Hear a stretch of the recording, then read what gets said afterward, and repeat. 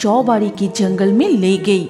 फिर गड्ढे खोदने लगी और मन ही मन बोलने लगी, पिताजी ने पैसा नहीं दे सका। ठीक है, तू नहीं ला पाई तो दूसरी लड़की लाएगी। फिर से बेटे का शादी करवाऊंगी। उस दिन शाम को जब ऋषि अपने कमरे में पढ़ाई कर रहा था, तब उसकी दादी ने उसे बुलाया। ऋषि, अरे ए ऋषि, जल्दी से इधर आके देख कौन आया है। अरे आ। ऋषि दादी के इस तरह पुकार सुन के बहुत खुश हो जाता है। माँ, माँ, मेरा माँ ही है। ये कहते ही वो दौड़ के बाहर आया और देखा कि ये क्या, ये कौन है? पिताजी के पास खड़ी है। ये तेरी नई माँ है। आज से तू इसे ही माँ कह के पुकारना। इसे माँ कह के पुकारूंगी? नहीं माँ, लेकिन मेरी माँ कब आएगी दादी? इतना कहकर ऋषि फूट फूट कर रोने लगे। फिर रोते हुए वो कमरे में जाकर बिस्तर पर लेट गया और धीरे धीरे सो गया। उस रात उसने कुछ खाया तक नहीं। तब गहरी रात अचानक एक ठंड हवा की झोंके से ऋषि को बहुत ठंड लगने लगा। तभी वो जाग जाता है और सुनता है कि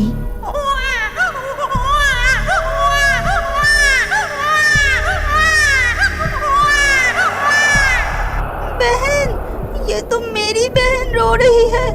लेकिन बहन कहाँ से रोएगी? उसे तो चौबाड़ी के जंगल में। इस छोटी सी बच्ची के ऊपर दया कीजिए माँ, ये तेज बुखार से कांप रही है। एक बार डॉक्टर साहब को बुलाइए ना माँ। तू ज्यादा मत बोल बहू। बच्चा तो क्या हुआ? वो लड़की है, इतनी जल्दी नहीं मरेगी। उसे कुछ नहीं होगा। तांत्रिक बाबा से जो पानी लाई हूँ वो पिला दे। माँ, ऋषि के पिता को एक बार खबर तो दीजिए माँ।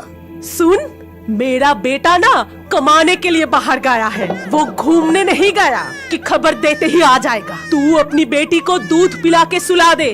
और उसी रात ही ऋषि की बहन हमेशा हमेशा के लिए सो गई।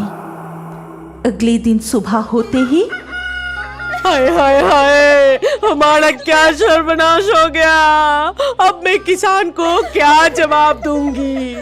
नहीं, उसे मत ले जाइए। उसे डॉक्टर दिखाने से ही ठीक हो जाएगी। उसे मत ले जाइए, मत ले जाइए। फिर सभी ने छोटे बच्चे का शव ले जाकर चौबाड़ी के जंगल में अंतिम संस्कार किया। यानी उस बच्ची को दफनाया जाता है। इस चौबाड़ी के जंगल में सिर्फ और सिर्फ मृत बच्चे को ही दफनाया जाता है। और ये सब कुछ याद आते ही अचानक ऋषि को होश आया। फिर माँ, तुम कहाँ चली गई माँ? मुझे तुम्हारी बहुत याद आ रही है। बहन की भी बहुत याद आ रही है। लौट आओ ना माँ। ऋषि के रोने की आवाज सुनकर उसके पिता किशन कमरे में आता है। क्या रे ऋषि, इतनी रात को ऐसे रो क्यों रहा है? डर लग रहा है? पिताजी, मैंने सुना कि बहन रो रही है। क्या अनपसना बक रहा है? तेरे बहन को क्या हुआ था, तुझे याद नहीं? वो कहाँ से आएगी? अब तू चुपचाप सो जा। बहन का तो पता है, लेकिन माँ। ऋषि के बातों का कोई ध्यान ना देकर किसान कमरे से बाहर चला गया। ऋषि माँ माँ कह के पुकारने लगा। तभी फिर से ठंडी हवा चलने लगी और मेरा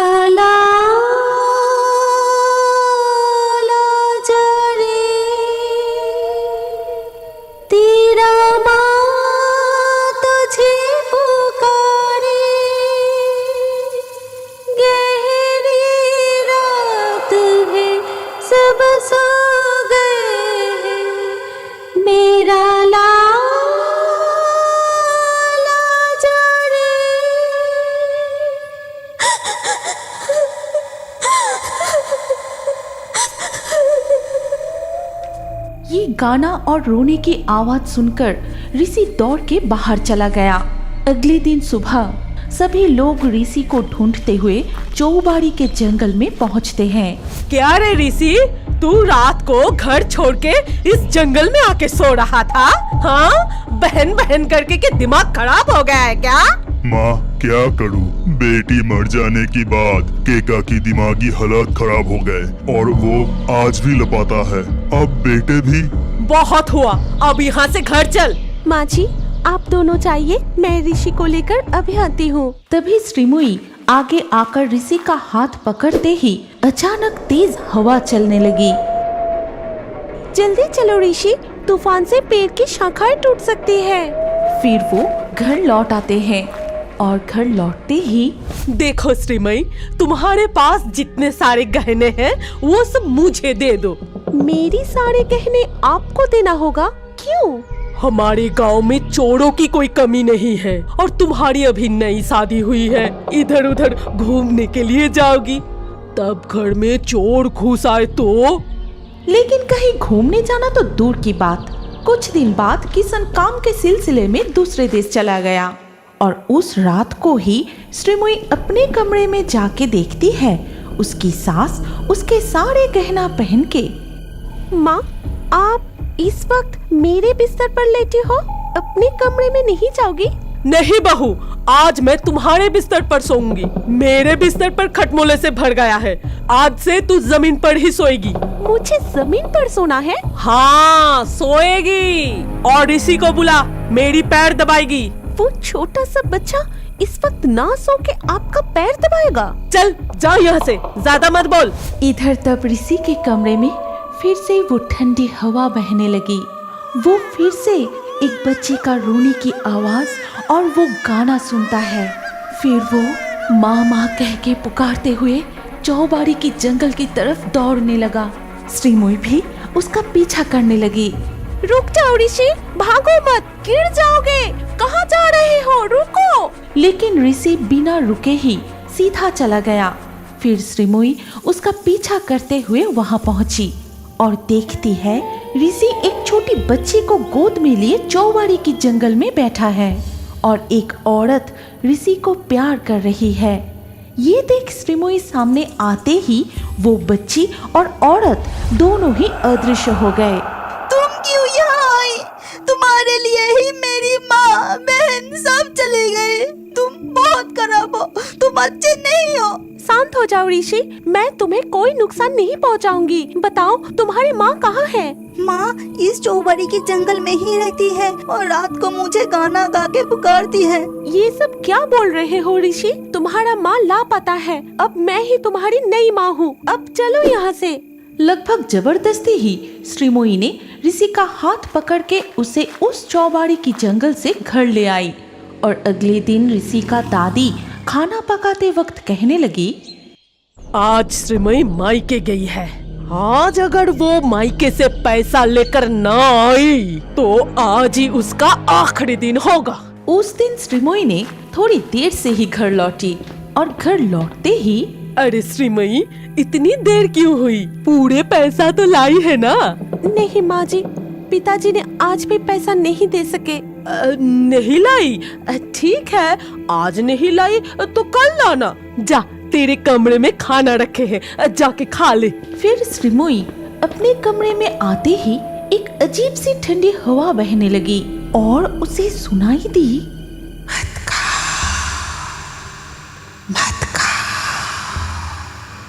उसमें जहर है, मत खाओ वो खाना, मत खाओ।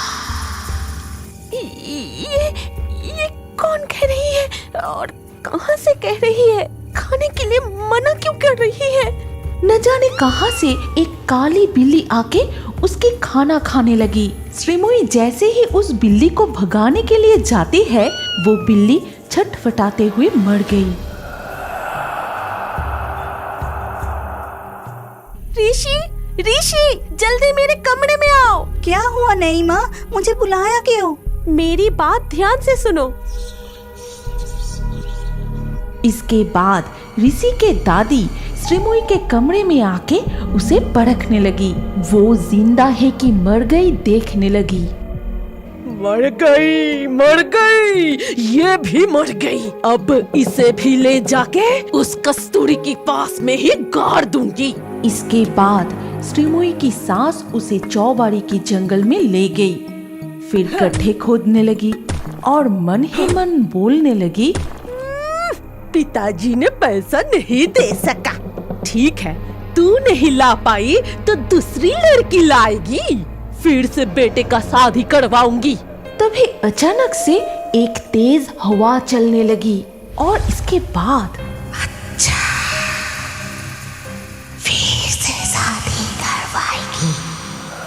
तभी कस्तूरी उसे धक्का देकर उसके ही खोदे हुए गड्ढे में गिरा देती है। अरे बाप रे, ये किसने धक्का दे दिया? मैं जल्दी जल्दी इसे यहाँ गाड़ के भाग जाती हूँ। ठीक उसी वक्त ऋषि गांव के कुछ लोग और 2 पुलिस अधिकारी के साथ चौबाड़ी के जंगल में आते हैं। आपके दिमाग में ये चल रहा था, बहू का मार के कहाँ जाने की सोच रही थी? क्यों? जेल में देखिए ना, वो लेने आ गए हैं। तू जिंदा है, मरी नहीं। फिर पुलिस ऋषि की दादी को अरेस्ट करके ले गए। इसके बाद से ऋषि अपनी नई माँ के साथ बहुत ही खुशहाल जिंदगी बिताने लगा। इतना कहकर शिवली की मामी बहुत गुस्सा करने लगी। बता तूने ऐसा क्यों किया? तूने दूध क्यों गिराया? तूने मेरे बेटे का दूध गिराया ना, आज तेरा भी खाना बंद। शिवली 6 साल की एक छोटी सी शांत प्यारी लड़की थी। वो पुस्ता गांव में अपनी मामा मामी के साथ रहती थी। पिछले साल एक दिन जब वो अपने माता पिता के साथ पुस्ता गांव में अपने मामा के घर जाने के लिए तैयार हो रहा था। ए जी, तुम तैयार हुए? जल्दी करो। अरे मायके जाने के लिए कितना उतावला हो रही है। चलो चलो, मैं तैयार हूँ। आ शिवली, पापा के हाथ पकड़। इसके बाद वो एक बस में बैठ गए और बस चलने लगी। Ticket ticket. ए भाया, किधर जाना है? पोस्ता गांव। 2 टिकट दीजिए। और बच्चे का टिकट लगेगा? नहीं, बच्चे का नहीं लगेगा। ये लीजिए 2 टिकट। फिर बस तेज गति से चलने लगती है, लेकिन ठीक उसी वक्त अचानक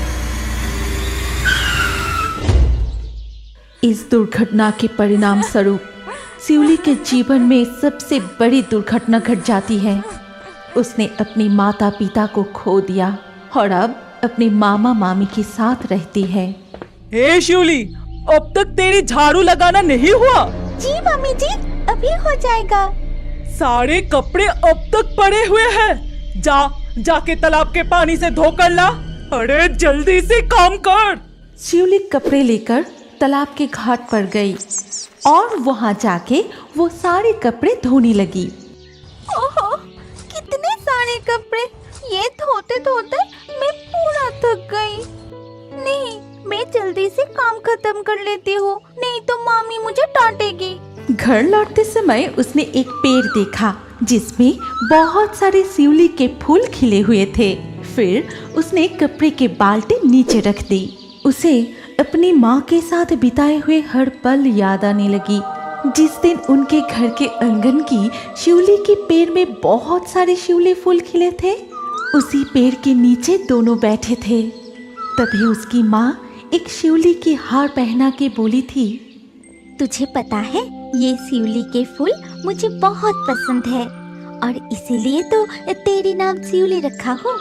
जब पेड़ शिवली फूलों से भर जाती है तब लगता है कि पेड़ को ही गले लगा लो, और इसीलिए तो मैं अपनी प्यारी बेटी को इस तरह गले लगा के प्यार करती हूँ, ठीक इसी तरह। इसमें कितने सारे शिवली फूल खिले हैं। माँ, तुम कहाँ हो? तुमने कहा था कि तुम्हें शिवली के फूल बहुत पसंद है। देखो, पेड़ पर कितने शिवली खिले हैं। आओ ना माँ, कितने दिन हो गए तुम्हें नहीं देखा। आओ ना माँ। माँ। ए शिवली, तू हंसते हुए पेड़ की तरफ क्या देख रही है? उधर तेरी मम्मी जी तुझे बुला रही है। मामी जी बुला रही है। अरे बाप रे, जल्दी चलो मामा। शिवली घर लौटते ही उसकी मामी, अब तक कहाँ थी तू? जरूर तालाब के पानी से खेल रही थी। नहीं नहीं मम्मी जी, मैं तो। मुझसे जबान लड़ा रही है? एकदम चुप रहना। चल भाई को ये पूरा दूध पिला देना, मैं अभी नहा के आती हूँ। जब शिवली अपने भाई को दूध पिलाने के लिए बैठने जाती है, ठीक उसी वक्त उसकी मामा उसे बुलाती है। ओ शिवली, मुझे थोड़ा पानी पिलाना बेटी, मुझे बहुत प्यास लगी है। ठीक है मामा, तुम बैठो, मैं अभी लाती हूँ। ये कह के शिवली घर के अंदर चली जाती है। फिर वो अंदर जाके थोड़ा सा पानी लेकर फिर बाहर आके अपनी मामा को दिया और मामा पानी पीने के बाद बोला, मैं काम पे जा रहा हूँ, जब तक तेरी मामी जी ना आए भाई का ख्याल रखना, ठीक है? मैं चलता हूँ। मामा चले जाने के बाद शिवली अपने भाई के पास जाके देखा भाई सारे दूध गिरा के उस दूध से खेल रहे हैं। ये देखकर नन्ही शिवली बहुत डर गई। तभी उसकी मामी तालाब के घाट से लौटने के बाद सब कुछ देख के कहती है, अरे अरे ये तूने क्या कर दिया? तूने अपने भाई का दूध गिरा दिया। इतना कहकर शिवली की मामी बहुत गुस्सा करने लगी। बता तूने ऐसा क्यों किया? तूने दूध क्यों गिराया? तूने मेरे बेटे का दूध गिराया ना? आज तेरा भी खाना बंद, अब तुझे समझ आ जाएगी। मैंने कुछ नहीं किया मामी जी, मैंने कुछ नहीं किया।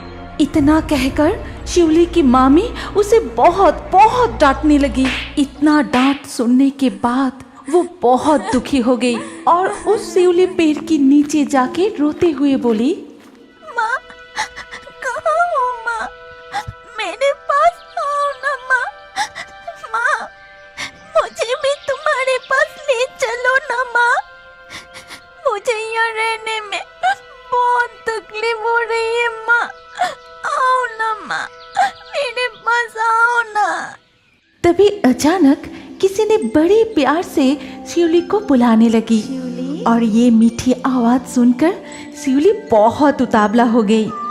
शिवली, शिवली, शिवली। माँ, तुम कहाँ हो माँ? मैं तुम्हें क्यों देख नहीं पा रही हूँ? माँ, तुम्हें मैं देख नहीं पा रही हूँ माँ। शिवली, ए शिवली, अरे ओ शिवली। अरे बाप रे, मम्मी जी इधर ही आ रही है। लेकिन मैं समझ गई माँ कि तुम इधर ही हो। मम्मी जी क्यों बुला रही है वो सुन के ही मैं आ जाऊंगी। तुम यही रहना, कहीं नहीं जाना, मैं जल्दी आ जाऊंगी। इतना कहकर शिवली वहाँ से चली गई। फिर घर लौटते ही उसकी मामी, आजकल तू बहुत उड़ रही है, जब देखो बाहर चली जा रही है। जाके घास काट कर ले आ और गाय को खिला दे। फिर वहाँ से शिवली बिना कुछ बोले घास काटने चली गई। इसके बाद उसने बहुत सारी घास काटकर गाय को खिलाने के लिए आई। फिर वो बड़े प्यार से गाय को घास खिलाती है। इसके अलावा वो और भी बहुत सारे काम करती है। फिर भी मामी का गुस्सा शांत नहीं हुआ। दोपहर को खाना तक नहीं दी। फिर रात को जब मामा मामी खाने पे बैठते हैं, मम्मी जी मुझे भी कुछ खाने के लिए दो ना, मुझे बहुत भूख लगी है। मुझसे और भूख बर्दाश्त नहीं हो रही है। अजी सुनती हो, आप तो शिवली को कुछ खाने के लिए दे दो, वो भी तो छोटी है, गलती से दूध गिर गया होगा, उसे और सजा मत दो। तुम चुप ही रहो, अभी से ठीक ठाक शासन नहीं करेंगे तो वो बिगड़ जाएगी। तुम्हें जो ठीक लगे वो करो, मुझसे और देखा नहीं जाता। इतना कह के मामा उठकर चले गए। सुबह की पिटाई, दिन भर की मेहनत और तेज भूख के मारे रोते हुए वो अपने कमरे में जाके सो जाती है। लेकिन आधी रात से उसे तेज बुखार आती है और तेज बुखार से कांपते हुए एक ही बात बार बार कहने लगी, माँ, मुझे अपने पास ले चलो माँ। मुझे बहुत कष्ट हो रही है माँ। मैं और सहन नहीं कर सकता माँ। सुबह होने से पहले शिवली फिर से वो मीठी पुकार सुनती है, शिवली, शिवली, शिवली। माँ तुम आई हो माँ? क्या तुम मुझे ले जाने के लिए आई हो माँ? कहाँ हो माँ? ओ शिवली, आ बेटी, मेरी पास आ शिवली, शिवली। अगली सुबह मामी जब कमरे से बाहर आई तो देखा शिवली गले में शिवली फूलों की हार पहन के घर के आंगन में बैठे हैं। आज बहुत जल्दी उठ गई है। जाके पीने का पानी ले आ। क्यों रे, सुनाई नहीं दिया? जाके पीने का पानी ले आ। बहुत साहस हो गई है। ऐसी मारूंगी ना। ये कहते ही शिवली की मामी उसकी तरफ आगे बढ़ती है, लेकिन देखती है कि शिवली की आंखें लाल हो चुकी है और शिवली उसे खतरनाक तरीके से घूर रही है। अच्छा ठीक है, मैं ही चली जाती हूँ, लेकिन गाय के लिए घास तू ही लाएगी। शिवली वहां से एक कदम भी नहीं हिली, बल्कि घास काटने वाली हथियार उड़ के मामी के हाथ में आ गई। ये देख मामी गुस्से से उस हथियार को ही ऊंचा करके बोली, न जाने कहां से जादू टोना सीखकर मुझे डरा रही है। रुक, अभी तुझे मजा चखाती हूँ। तभी शिवली खड़ी हो गई और उसके बगल में पड़ी हुई एक छड़ी अपने आप उड़ के मामी को पीटने लगा। मुझे बहुत दर्द दिया है तुमने, अब सारे काम तुम करोगे। जाओ, जाके घास काटो। अजी सुनती हो? जल्दी बाहर आके देखो, ये शिवली मेरे साथ क्या कर रही है। मुझे बचा लो। लेकिन मामा नींद से नहीं जागे, वो सोते ही रहे। इधर वो छड़ी मामी को पीटता ही रहा और वो मार खाते हुए घास काटने के लिए जाती है। फिर कटी हुई घास लाकर गाय को देती है। फिर वो झाड़ू लगाई, तालाब के पानी में जाके कपड़े धोए। पूरा दिन बस काम ही करती रही। अगर जरा सा भी रुके तो वो छड़ी से पिटाई शुरू। पूरा दिन कुछ खाने को भी नहीं मिले। जब शाम होने को आई तब थक के घर के अंदर जाके बोली, अरे तुम कितना सो रहे हो जी? आज काम पे भी नहीं गए, इतना बुलाने पे भी बाहर नहीं निकले और बेटा भी कुछ नहीं खाया। इधर काम करते करते और छड़ी की पिटाई खा खा के मेरे पूरे शरीर में दर्द होने लगा है। पूरा दिन मैं भी कुछ नहीं खाया, भूख से मुझे चक्कर आ रही है। क्या बोल रही हो? मैं इतनी गहरी नींद में था। ये तो बिल्कुल ठीक नहीं है। वैसे भी ये हुआ कैसे? तुम्हें इस तरह कौन पीटा और शिवली कहाँ है? और कहाँ जाएगी? पूरा दिन मुझे पीट के अब खुद की कमरे में गई है। फिर जाके तुम्हारे पास आने की फुर्सत मिली है, नहीं तो मुझे पीट पीट के मार ही डालता। ऐसा क्या? चलो तो देखे। फिर वो दोनों शिवली के कमरे की तरफ जाते हैं। अंदर जाके देखी कि शिवली कमरे में नहीं है। तब वो दोनों घर के आसपास भी ढूंढने लगे और ढूंढते हुए तालाब के रास्ते में देखता है उस शिवली के पैर के नीचे शिवली लेटी हुई है।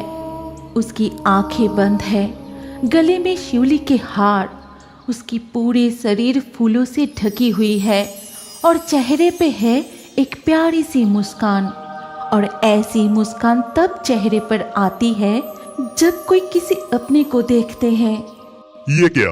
वो तो पैर के नीचे सो रही है। सो रही है? जल्दी से जगाओ उसको, मुझे इंसाफ चाहिए। ये क्या? शिवली का शरीर लकड़ी के जैसा सख्त और बर्फ जैसा ठंड हो गया। अरे ये तुम क्या कह रहे हो? तो फिर पूरे दिन उसकी आत्मा जाने से पहले मुझे इस तरह से सबक सिखा के गए। अरे बाप रे, अरे बाप रे। और शायद आज के बाद से उसे कभी भी अपनी माँ के प्यार से दूर नहीं रहना पड़ेगा।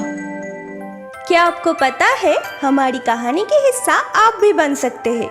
कैसे? पहले हमारे पिक्सटून चैनल को सब्सक्राइब कीजिए, फिर आपका नाम कमेंट में लिख दीजिए। लकी ड्रॉ के माध्यम से आपका नाम चुना जाएगा और हमारे नए कार्टून वीडियो में किस किस का नाम चुना गया है वो जानने के लिए स्क्रीन के ऊपर इस वीडियो कार्ड में क्लिक कीजिए।